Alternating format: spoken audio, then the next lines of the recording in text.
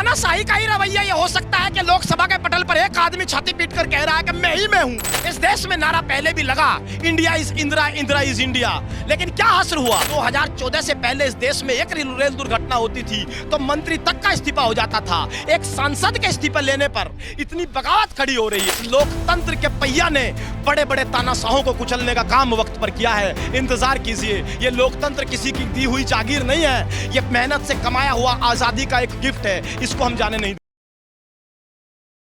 भारत दरअसल ढपली युग में काम कर रहा है। जब कभी किसी मुद्दे की बात होगी तो सत्ता की तरफ से एक ढपली बजेगी और मुद्दा ही बदल दिया जाएगा। इसी भारत में तो नारा लगा था, बेटी बचाओ बेटी पढ़ाओ। धरती भी हरियाणा की थी, बेटियां भी हरियाणा की है। इसी साक्षी मलिक के लिए तो प्रधानमंत्री कार्यालय के दरवाजे खुल गए, लंच की प्लेट तैयार हुई। लेकिन आज कौन सा द्वारपाल प्रधानमंत्री कार्यालय पर बैठा है कि न्याय के लिए वो दरवाजे बंद हो गए? 75 साल बाद क्या भारत में ऐसी कल्पना आप कर सकते हैं कि बच्ची के कहने पर एफआईआर तक ना हो? मतलब देश का प्रशासन इस बात का संज्ञान लेने तक को तैयार नहीं था कि ऐसा कुछ हुआ है। तो फिर जब एफआईआर भी रजिस्टर नहीं होगी तो कानून और लोकतंत्र को किस खूंटी पर टांगेंगे? सवाल तो यही। दबाव क्या है? चाहे दिल्ली पुलिस पे दबाव हो, चाहे प्रधानमंत्री मोदी जी पे दबाव हो।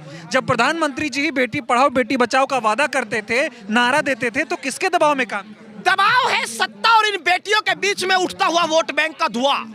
साफ साफ ब्रजभूषण शरण सिंह कहते हैं कि मुझे भाजपा की जरूरत नहीं, भाजपा को मेरी जरूरत है। इसका मतलब सामने एक ऐसा व्यक्ति है जिस पर 1996 में टाडा लगा, तब भी उसकी पत्नी को भारतीय जनता पार्टी में टिकट दिया। मुझे बताइए, कोई भी बच्चे पर जब आपत्ति आती है तो वो माँ का नाम चिल्लाता है। उसने अपनी माँ को याद नहीं किया, नरेंद्र मोदी का नाम चिल्लाया कि अगर वो कहेंगे तो मैं इस्तीफा दूंगा। इसका मतलब रिश्ता एक गहरा है। लेकिन एक बात आप समझ लीजिए, हम सड़क पर हर बच्ची जो पालने में शायद झूलते हुए दूध पी रही होगी, उसके भविष्य को सुनिश्चित करने निकले हैं। और इस जंग में जब तक इस देश के कानून को इतना मजबूत ना कर दें कि भविष्य में किसी ब्रजभूषण शरण सिंह की चौखट पर कानून जाकर अपाहिज ना हो जाए, जब तक हम ये सुनिश्चित नहीं करेंगे तब तक हम यहाँ से जाएंगे नहीं। कह रहे प्रधानमंत्री जी 3 दिनों से विदेश के दौरे पर हैं, देश का नाम दुनिया में बढ़ा रहे हैं, कई प्रधानमंत्री उनके पैरों पे भी आ गए हैं। क्या उनको ये नहीं दिखता कि भारत में देश की बेटियां बैठी हुई हैं और विदेशों का दौरा? सवाल यही है कि प्रधानमंत्री विदेश की धरती पर दौरे पर हैं, वही प्रधानमंत्री जिन्होंने विदेश की धरती से कहा था कि भारत सपेरों का देश था, भारत सपेरों का देश था। लेकिन भारत ऐसा देश कभी नहीं था जहां इस तरह ओलंपिक मेडलिस्ट बेटियां सड़क पर न्याय 42 डिग्री टेम्परेचर में मांग रही है। भारत ऐसा देश कभी नहीं था जहां एक पागल मंत्री का बेटा देश के किसानों को जीप से कुचलता हुआ चला जाए। भारत इस तरीके का देश कभी नहीं था कि एक व्यक्ति जो मात्र एक सांसद है, 2014 से पहले इस देश में एक रेल दुर्घटना होती थी तो मंत्री तक का इस्तीफा हो जाता था। एक सांसद के इस्तीफा लेने पर इतनी बगावत खड़ी हो रही है। इसका मतलब भारत के चरित्र को बदला जा रहा है, भारत की संस्कृति को बदला जा रहा है। उसी की लड़ाई हम लड़ रहे हैं। सवाल यह भी है कि बीबीसी के हेडक्वार्टर पर छापा तो लग सकता है, लेकिन आज जब अंतर्राष्ट्रीय खबर इस देश के बारे में छापी जा रही होगी कि उसी देश के प्रधानमंत्री आज भारत के लोगों से मिलना चाहते हैं बाहर जाकर के, जबकि अपने घर में भारतीय और अपनी बेटियां नजर नहीं आती। कौन सी नजर प्रधानमंत्री रखे हुए हैं? सवाल यही है। तानाशाही जैसा रवैया चल रहा है ना, लोकतंत्र खत्म किया जा रहा है। देखिए, तानाशाही का ही रवैया ये हो सकता है कि लोकसभा के पटल पर एक आदमी छाती पीट कर कह रहा है कि मैं ही मैं हूं। इस देश में नारा पहले भी लगा, India is Indira, Indira is India, लेकिन क्या हासिल हुआ?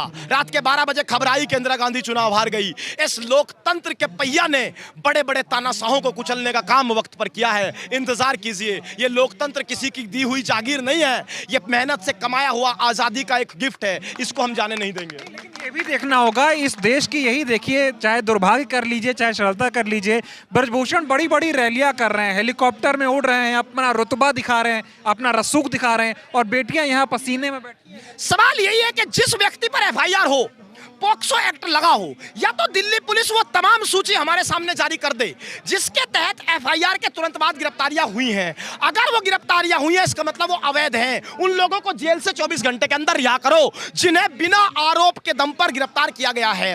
और अगर वो गिरफ्तारियां सही हैं तो फिर सही साबित ब्रजभूषण के मामले में क्यों नहीं हो पा रही? क्या दिल्ली पुलिस या प्रशासन या कानून किसी ब्रजभूषण शरण सिंह जैसे व्यक्ति के चौखट पर जाकर अपाहिज हो गया? और उसके लिए अलग कानून इस देश में है। एक देश दो कानून हम चलने नहीं देंगे।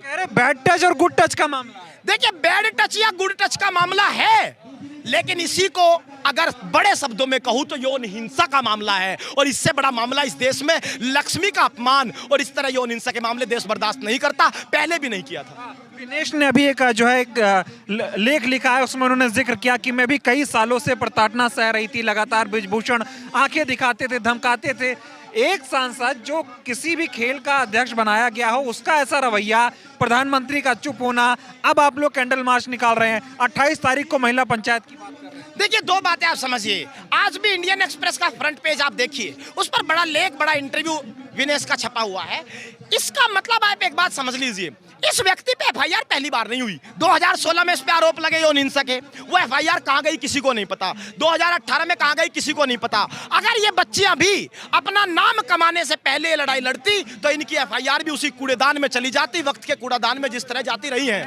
इन बच्चियों ने पहले अपने आप को साबित किया है, और इसलिए इसी का आधार बनाया जा रहा है कि पहले क्यों नहीं कहा, आप क्यों कह रहे हैं? बता रहे हैं, इन बच्चियों ने पहले अपने आप को साबित किया है, और साबित करने के बाद इस बाहुबली के खिलाफ लड़ाई की जंग का ऐलान किया है। महाभारत में भी वक्त लड़ाई का कर्ण से कहा और जंगे कृष्ण ने अपने मुताबिक चुनी थी। यह रणनीति का हिस्सा होता है, यह पागलपन नहीं होता। इसलिए मैं दाद देता हूं उन बेटियों का जिन्होंने एक ऐसा झंडा उठाया है कि देश के भविष्य को सुनिश्चित कर देगा, बेटियों को सुनिश्चित कर देगा।